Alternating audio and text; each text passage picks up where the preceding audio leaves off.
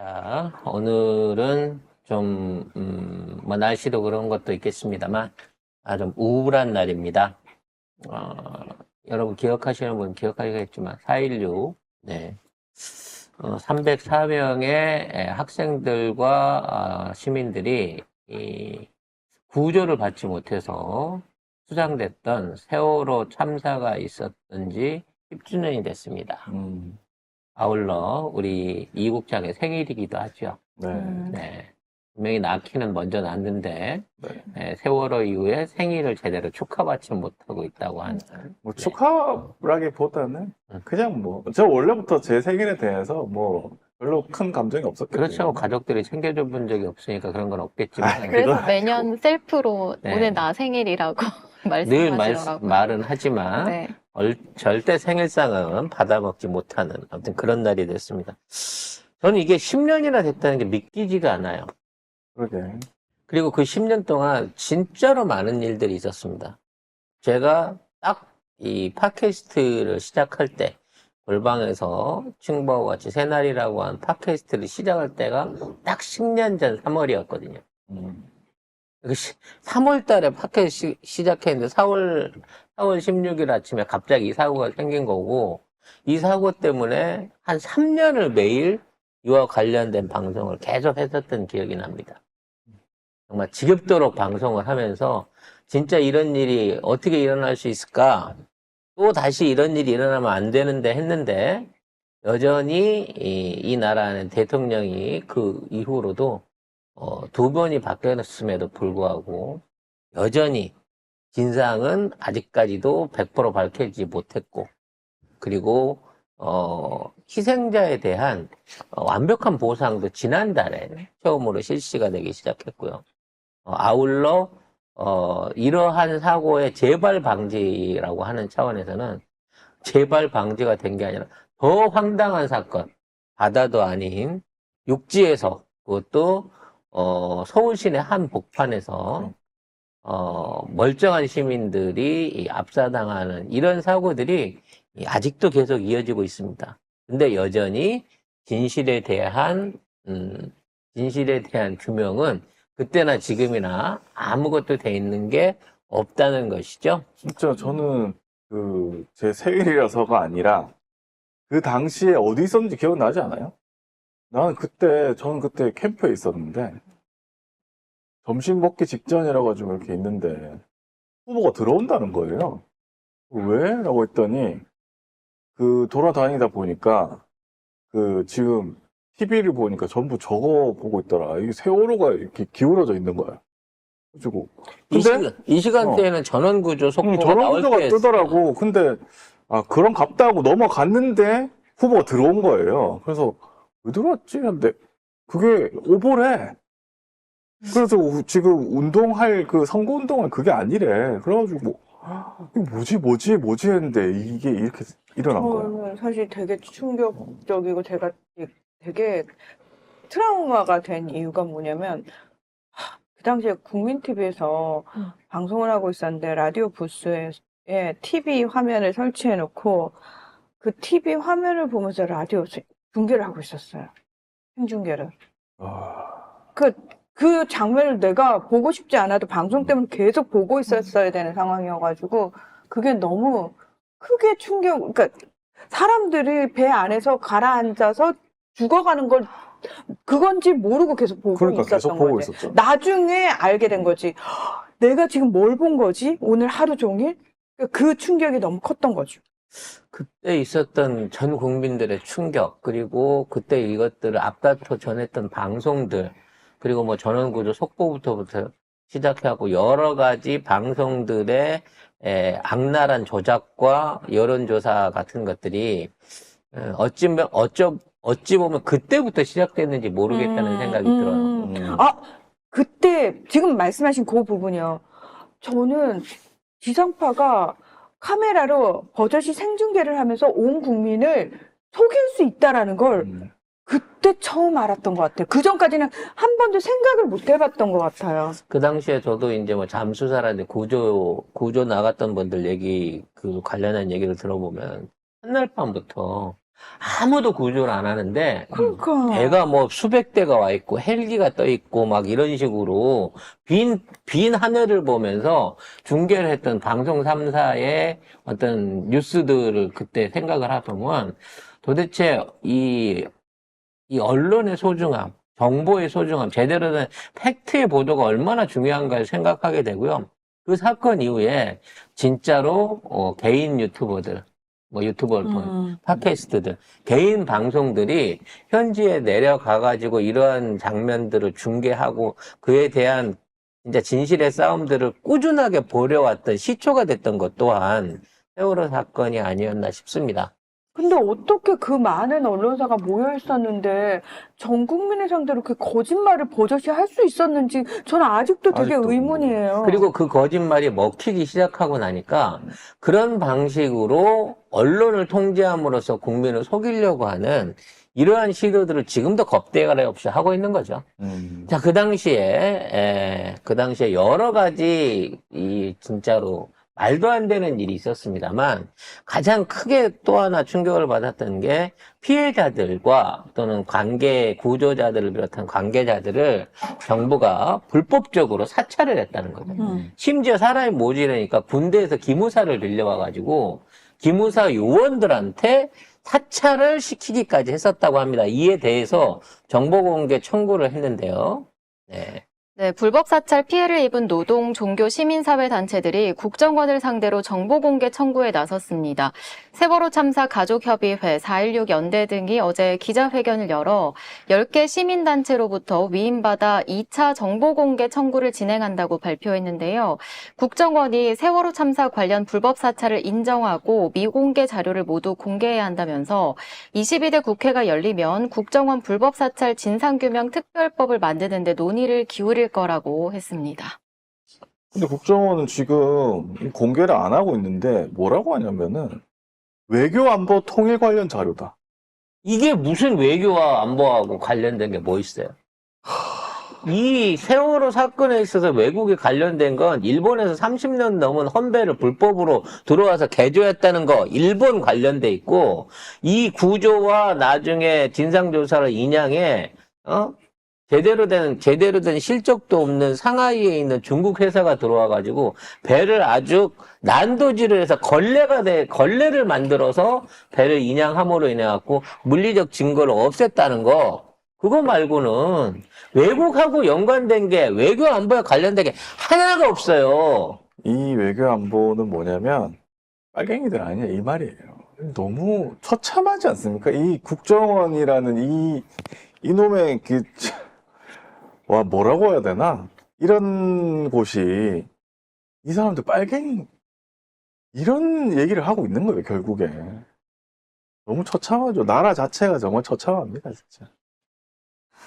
그래서 이러한 상황에 대한 정보 공개를 막고 있다는 것 자체가 말이 안 되는데 이거를 법원에서 이겨도 이런 식으로 피해 나간다는 거죠. 그러면 최소한 이 정권이 윤석열이라고 하는 사람이 박근혜를 탄핵시켰고 박근혜를 범죄자 취급해갖고 잡아넣었던 정권이라고 하면 최소한 법적인 상황하에서 일어난 이러한 사태에 대해서는 오히려 적극적으로 협조를 해야 되거든요. 자기가 잡아놓은 범인이니까.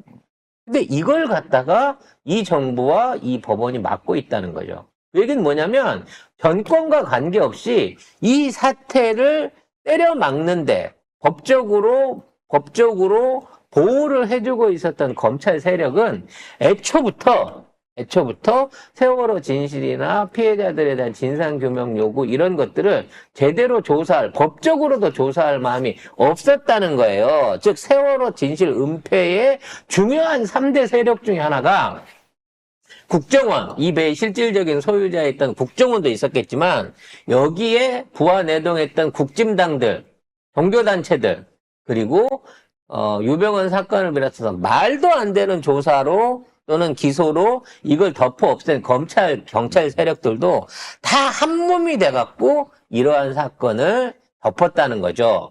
즉, 정부 권력이 세월호 사건을 일으키거나 막은 게 아니고 국정원과 이익 집단에 의한 사고를 인재에 가까운 사고를 일종의 이걸 뭐라 그러죠? 일종의 단순 사고로 그 이태원 맨날 사고처럼. 저쪽에서 하는 애들이 뭐 교통사고를 하는 그렇죠. 거잖아요. 그냥 결국에. 교통사고나 뭐 소행령 가다 일어난 단순 사고로 조작하는 과정 안에는 검찰도 이 안에 껴 있었다는 거고. 아니, 그렇게 저것들은 맨날 지들 놀러 가다가 죽은 거, 놀러 가서 죽은 것, 이런 식으로 매도해버리잖아요. 그래서 이러한 단계에서 검찰이 애초부터 끼어들었다고 하는 거는 이게 결과적으로 따져놓고 보면 세월호 사건의 축소, 나중에 박근혜 탄핵, 그리고 검찰 정권의 탄생, 볼케이노 정권의 탄생, 그리고 나중에 일련에 있었던 이태원 참사에 대한 조작까지도 이게 한 흐름으로 쭉 따라 내려오고 있는 코어가 있지 않느냐라는 생각을 전 개인적으로 해봐요. 업무론으로 나가게 되면 인신공양서부터 굉장히 많아지니까 복잡하게는 안 하겠습니다만, 중요한 건 이러한 사고가 돌발적이든 아니면 뭐 우연이든 아니면 뭐 단순 실수든 일어났을 때 이런 말도 안 되는 대응과 은폐가 일어나고 있는 게 지금 이태원 참사를 덮고 있는 현재의 정부하고 검찰의 태도하고 똑같다는 거야. 그러니까 이 배경 안에 있는 놈들도 똑같은 놈들이 아닌가, 똑같은 동조자들을 갖고 있는 게 아닌가라는 생각을 해보게 된다는 거죠. 아무튼 안타까운 일이긴 하지만 이 사건에 대해서 국정원은 정보를 내놓지 않을 겁니다. 왜냐면 원인 제공자, 당사자가 국정원이거든요. 늘 밝혀진 거 아닙니까? 세월호 자체가 국정원 소유의 배였다는 거는.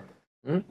세월호 은퇴한 사람들 자금 관리하는 일종의 집단이 이 배를 사들여갖고 세모에 위탁해가지고, 세모란다, 씨. 삼천류다. 갑자기 왜 이러지? 응? 이 해운 회사에다가 위탁을 했고, 그리고 사고가 나고 난 이후에 이걸 덮기 위해서 국정원이 제일 먼저 앞장서서 이걸 했다는 거 아니에요. 특히나 이 안에 있는 선장을 비롯한 기관장이나 이런 사람들이 다 국정원하고 어떤 형태로 연결고리를 갖고 있는 모양들을 보여왔다는 거지. 문 대통령 때 왜 진상규명 못했는지 모르세요? 그때 엄청 뉴스에서 난리가 났었는데? 그때 세월호 참사 그 진상규명위원회 응. 있었는데 민주당 위원 있었고 민주당 추천위원 있었고 국진당 추천위원이 있었어요. 근데 국진당 추천위원들을 뭐 했냐면 이 조사를 못하게 하기 위해서 그 참사위원회에 들어온 거야. 그래가지고 모두 못하게 했어요. 그래서 방해하다가 시간 끌게 해가지고 결국 끝난 거예요, 결국에. 계속 시간 끌게 하고 그래서 그거 법정으로 끌고 가서 재판 받아보자. 그러니까 정말 그 당시 뉴스 다시 찾아보세요. 국진당이 이거 방해하기 위해서 정말 온통 지랄 발광을 다 했다고요. 그리고 그 당시에 민간위원으로 위책돼갖고 온갖 방해질을 다 했던 놈들이 지금 이 정부 안에서도 핵심 요직을 차지하고 이번에 공천도 받고 그랬었다는 겁니다. 그러니까요. 그러니까 그 당시 우리가 생각을 해보자고요. 민주당 내에도 수박들이 드글드글 할 때였고, 아니, 왜 민주당인데 우리 편이 아니지라는 그런 약간 의심조차 못할 때였어, 사실은 그 당시만 해도. 그러니 당연히 우리를 위해서 뭔가를 해줄 거라고 생각을 했고, 국진당이 계속 발목을 잡는데 맥없이 자꾸 협치한다고 그러고 끌려다니고, 그거 보면서 그리고 뭐 어떤 일도 있었냐면 그 조사 못하기 위해서 그 걔들이 굉장히 최선을 다하고 거기 있다가 뭐 그래서 특조위원장이 뭐 그만둔다 하다가 또 거기 있는 사람이 뭐 선거 나간다고 또 나갔다가 막 다시 돌아왔다가 난리를 쳤어요. 엉망진창이었어. 근데 네. 그런 건 잘 안 나오잖아요, 사실. 사실은 조사를 못하게끔 방해를 했었고, 그리고 이걸 갖다가 이제 정치 논리화 시키는 걸 갖다가 언론이 적극적으로 그걸 갖다가 비난하기 시작하면서부터 그 알량한 맞아. 역풍 공세에 이게 결국은 끝까지 민주당이 밀어붙일 수 있는 원동력을 잃어버렸어요. 심지어 선거에서까지 져버렸단 말이야. 이러한 사고가 나고 나고 난 맞아요. 다음에 세월호 참사가 네. 벌어졌는데 민주당이 지방선거에 졌어요. 그러니까 음. 이런 상황이 생겨버리게 되다 보니까 봐, 세월호 갖고 난리치니까 결국은 역풍 맞잖아. 이 얘기가 나올 수밖에 없는 상황이 생긴 아니, 거죠. 문 대통령이 최고 권력자긴 하지만 문 대통령이 이거 얘기했잖아. 진실 규명하라고. 진실 규명하라고 얘기했는데 그럼 문 대통령이 지금 룬처럼 야, 너 들어와가지고 이거 무조건 해. 라는 식으로 했다고 생각을 해보세요. 지금 언론은 찍소리 안 하고 검찰은 알아서 기고 압수수색하고 경찰 바로 압수수색 들어가지만 그 당시 문재인 대통령이 만약에 강압적으로 했다고 생각을 해보세요. 검찰, 경찰, 언론이 심지어 민주당에서조차도 문재인 독재다라고 지랄 발광을 했을 거라고요. 그래서 최대한 원칙을 지켜가지고 할 수 있는 건 했잖아요. 그런데 지금 말씀드린 검찰, 언론, 민주당 내 수박 국짐까지 똘똘 뭉쳐가지고 무슨 짓거리 했냐고요. 이거 막았잖아요. 문정주님께서 맞는 말씀하시는 게 문통 때 윤처럼 했으면 탄핵 얘기했을 거랍니다. 직권남용이라고. 당연히. 맞아요. 그렇게 해도 독재라고 했어요. KBS 인터뷰에서. 그래서 근데 왜 자꾸 문통이 안 했다 그러고 무능하다 그러고 얼굴 들고 다니지 말라고. 아니 문재인 대통령한테 그러면 윤석열처럼 했었어야 된다라고 말씀을 하시는 거예요? 지금 아직도 검찰, 언론, 민주당, 수박, 국진당이 지랄 발광하고 있는 이 시점에 이렇게 자꾸 댓글 해주시면 이 벌레가 지가 나방인 줄 알잖아. 그러니까 그렇게 생각하시면 이 방송을 듣지 마세요. 왜 이런 얘기하는 방송에 와가지고 댓글을 가지고 분란을 조성하려고 하십니까? 다음 기사 넘어가시죠. 자, 아무튼 그런 상황에서 지금 계속해갖고 세월호 진상 규명에 대한 어떤 탄압은 계속 이어지고 있는 것 같습니다. 지금 재심 신청을 넣었던 거에 대해서 재심 사유는 있으나 받아들일 수 없다라고 법원이 결정을 했는데 입틀막 하지 마시래요. 관련해서 세월호 애도에 대한 입틀막이 동두천에서 이뤄지고 있습니다. 네, 동두천시가 지난 11일 세월호 참사 10주기를 맞아 추모 현수막을 걸겠다는 경기 북부 평화시민행동에 게시 불가를 통보했습니다. 노란 리본 달기 등 추모 행사도 불허했는데요. 이유는 아름다운 경관과 미풍양속을 보존하고 공중에 대한 위해를 방지하며 건강하고 쾌적한 생활 환경을 조성하기 위해 필요하다고 인정될 경우 금지할 수 있다. 이 5개 광고물법을 들고 불허를 통보했거든요. 그런데 시민들의 반발이 이어졌고 이 결정을 철회했습니다. 한동안 그 노란 리본 매는 거 갖고도 지랄을 하던 시절이 있었어요. 아직도 노란 리본 매고 계신 분들이 있습니다. 난 노란 팔찌 네. 그때부터 뺀 적이 없어요. 근데 마찬가지로 이러한 짓거리들이 지자체장의 결정으로 인해 갖고 이걸 한다는 거는 그거에 동조하고 있는 어떤 모양을 보임으로써 본인의 입지 내지는 정치적인 어떤 모습을 보여주면서 일종의 이제 충성맹세 내지는 자기 인증을 하고 있는 이런 애들이 있다는 거죠, 결과적으로는. 그래서 이게 처리되기 위해서는 국짐이 문제가 있는 게 아닙니다. 우리 민주당 안에서도 이러한 진상 규명에 부딪힐 수 있는 역풍이나 반대를 무릅쓰고도 그걸 강행해낼 수 있는 용기와 추진력을 갖출 수 있는 정치 세력들과 조직들이 이루어져야 돼요. 그러기 위해서는 민주당 자체가 트레이닝이 잘 돼야 됩니다, 지금부터. 그렇죠. 그래서 이 진상 규명은 어차피 할 수 있어요. 워낙에 드러나 있는 증거들이 많기 때문에 국정원만 제대로 털어서 도대체 이 배 소유주와 운행에 대한 권한을 누가 행사했는지 알면 되고요.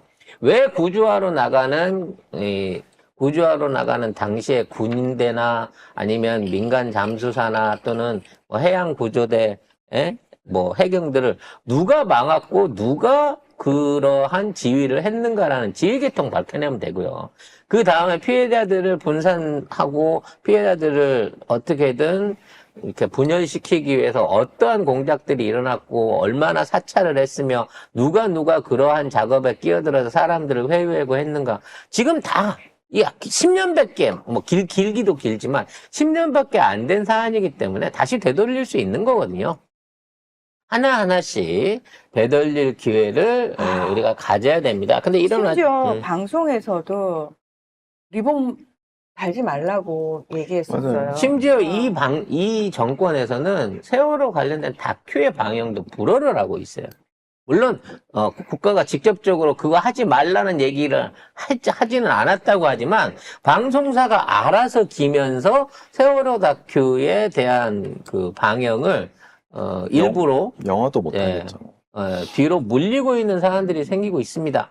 이런 가운데에 그 트라우마 치료를 받고 있는 유족들에 대한 치료를 공식적으로 중단한다라고 합니다. 네, 4.16 세월호 참사 피해 구제 및 지원 등을 위한 특별법을 보면 의료지원금 지급 기간이 2024년 4월 15일까지로 돼 있거든요. 이렇게 의료지원금 지급 기한을 10년으로 정한 이유는 사실 딱히 없는데요. 박근혜 때 처음엔 1년만 보장하도록 만들었던 그 시행령을 고치기 위해 법이 발의가 됐지만 21대 국회 내내 논의가 미뤄지다가 자동 폐기 직전에 있습니다. 현재 정부는 형평성, 재정 건전성 등을 이유로 반대하고 있습니다. 그거 10년으로 늘린 것도 문재인 정부예요. 이게 정신적으로 뭐 이태원 희생자들 같은 유족들 같은 경우 오히려 이마만큼도 지금 지원을 못 받고 있습니다만 가족을 잃은 부모의 어떤 스트레스가 인간이 받을 수 있는 그 스트레스 중에 가장 크다 그래요. 특히나 자식이 부모를 여의는 거하고 부모가 자식을 여의는 거하고의 그 어떤 고통의 강도는 10배 이상 차이가 난다고 할 정도입니다.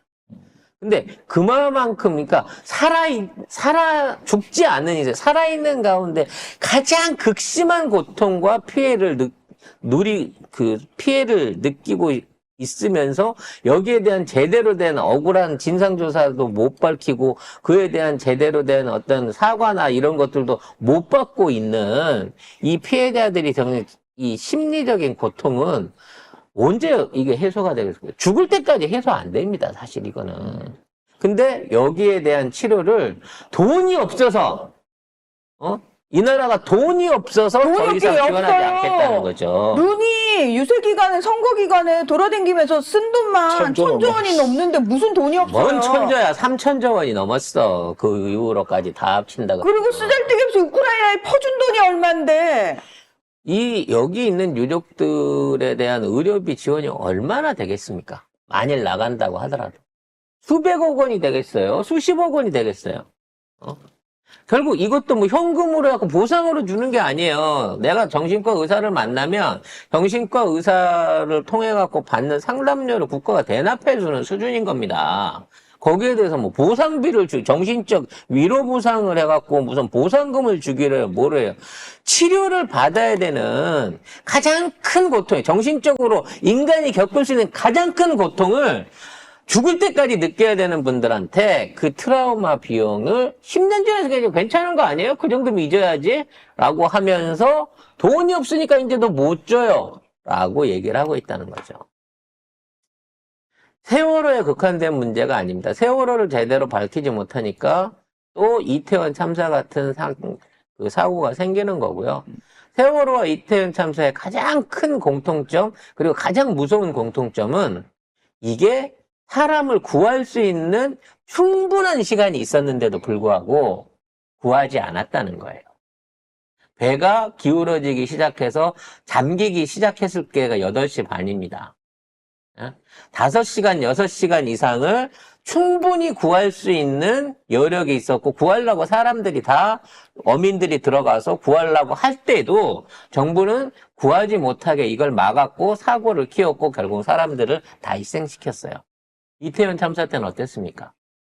저녁 6시부터 4시간 전부터 여기 밀려요. 사고 나겠어요. 빨리 와서 정리 좀 해주세요. 빗발치도록 신고가 들어갔는데 이걸 4시간 넘게 방조했고 막상 사고가 터지고 나니까 1시간이 넘도록 구조대나 또는 경찰들의 출동을 막았던 게 이 정부예요. 이게 뭡니까? 의도적인 사고가 아닌가라고 의심해봐야 될 정황이 충분히 있는 거 아니겠습니까? 따라서 세월호의 진상이 밝혀지게 되면 이태원의 진상도 밝혀져야 되는 거예요. 이 정부는 이게 두려운 겁니다. 얘네들한테는 지네들이 억지로 눌러 막고 있는 이 사건 자체가 결국 열려지게 됐을 때 검찰 조직 또는 그 정권 자체를 흔들어 놓을 수 있는 위험한 사건이라는 걸 알기 때문에 이걸 덮기 위해서 말하자면 온갖 조작질과 여론전과 그리고 아주 합법적이지 않은 감시와 그리고 그에 대한 탄압을 저지르고 있는 거죠.